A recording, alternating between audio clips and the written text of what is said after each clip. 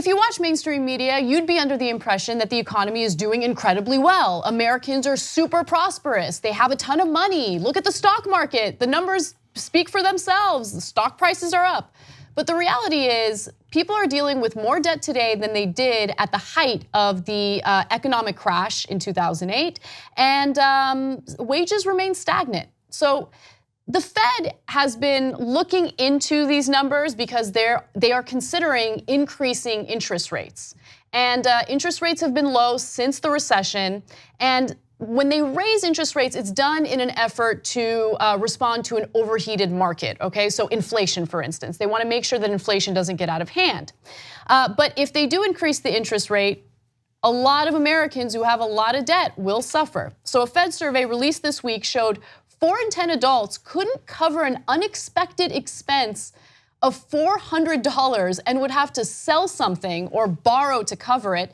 That's down from half of adults back in 2013. But if a person needs a loan, the rate will be higher today than it would be in 2013. So the Fed is considering increasing the interest rate even further. So Americans now have more credit card debt than at the height of the financial crisis at more than $1 trillion. That is insane. Okay, so there's that. And remember, wages haven't gone up significantly. They have remained stagnant for the most part.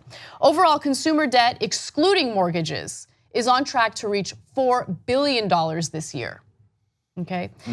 So consumers are also skipping more auto loan payments, particularly those borrowers with less than pristine credit, known as subprime, than during the financial crisis. So subprime loans in the auto industry are huge. There's a bubble there that is expected to burst. So keep an eye on that. Also, auto loan balances rose by $8 billion in the first quarter of 2018. Late payment rates also rose, with 4.3% of auto loan balances 90 or more days delinquent on March 31st of this year. So at the end of the first quarter. So this is part of why Trump won, and ironically why his presidency, I believe, could collapse. And so let me explain both of those. He won because Washington has no sense of the anger in the country, because to them the idea that you would be wiped out by a $400 expense is laughable, right? The folks in power in Washington and New York and San Francisco and LA, to be honest, right? $400, nothing. But for 40% of the country, it's devastation. So that is an enormous disconnect. It's not just that that one side is so disparate than the other side. It's that they don't know each other and they don't understand each other. And so all the people in power, they don't know anybody who can't survive a $400 emergency. And so they go on blithely thinking that somebody like Hillary Clinton, who's an enormously pro-establishment candidate, who ran a campaign basically saying, the status quo is pretty good. Let's stick with the status quo. That produced a rage in the country. And so that's why Trump won. Now, ironically, of course, as you know, that Trump didn't make it any better. So what did he do? He poured a ton of money into rich people. He gave rich people even more tax cuts. The average tax cut for the guys in the 1% from Trump was $61,000. $61,000 every year in their tax cuts on average. That's crazy. Okay, so the bubble keeps growing and growing and growing, and at some point it will pop. And when it does, there'll be even more devastation in the country. Because all of you will have $400 emergency expenses, $4,000, because of all of the disasters that will unfold from that, and you won't have jobs, even the very low-paying jobs, et cetera. And when they go to bail out the bankers again, ooh, we're gonna have a whole different animal in this country. Right. So, buckle up, brace for impact. And by the way, in regard to the stock market, Cenk and I have talked about this before, but just to reiterate, it's artificially inflated by cheap money that the Fed is printing out and giving to banks, for instance. They're supposed to loan that money out to small businesses, but they haven't done that. They just use that to buy their own stocks.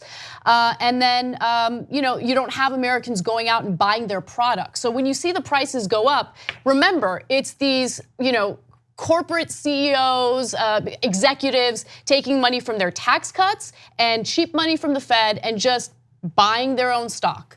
That's the reason why you're seeing the stock prices go up. And yes, unemployment rate is low, but you have to look at the quality of jobs. These are not quality jobs. The wages matter quite a bit, and they remain stagnant. And the final piece of this puzzle, student loans. Outstanding student loan debt rose 29 billion to 1.41 trillion as of March 31st. Loans due more than 90 days declined in the first quarter. And by the way, Education Department just announced that they will be increasing the interest rate for federal student loans. They will increase it to 5.05% from 4.45% for the 2018-2019 academic year. That's huge. I know it doesn't seem like a huge increase, but it is huge when you're taking out tens of thousands, sometimes hundreds of thousands of dollars in student loans.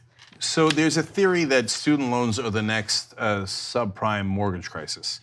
And so I covered this for years on the Young Turks about why the collapse happened in 2008. And so everybody thinks it was the housing market. No, it was the gambling on top of the housing market. It's called derivatives. And what they would do is they would bet, is that package of housing mortgages going to collapse or not collapse? And so when those bets went sideways, it created a domino effect they couldn't recover from. Now there are people making those kind of derivative bets on other things. And some is on local and state solvency, and some is on the education loans, right? And 1.41 trillion is already a giant amount, let alone the bets they have on top of that money. And this has created a whole new class of indentured servants. And unlike indentured servants, which you read about in history class, that lasted 7 years and then you were free to go. This lasts a lifetime. I talked to congressional candidates, grown-ass people running for United States Congress who are still paying their student loans. Yep. This is an albatross around our neck, and it's done on purpose. So then who do you have to serve? You have to serve corporations. Otherwise, you won't be able to pay your debts. And then they got you exactly where they want you. And these are people who have this huge debt burden just so they can have an opportunity to get a decent job in this country, right? And when they're paying it back, it's such a huge portion of their income that they can't be part of the economy in ways that the generations before could. They can't buy homes, cars, all that. But also they can't save for retirement. Less than 40% of non-retired adults think they have enough money to be on track for retirement. So people are suffering. Don't let anyone lie to you about how the economy is booming under Trump. 2 easy ways to follow the Young Turks. One is hit the subscribe button down below. Then you're a TYT subscriber. And second is ring the bell. And when you do that on YouTube, you're notified of our videos.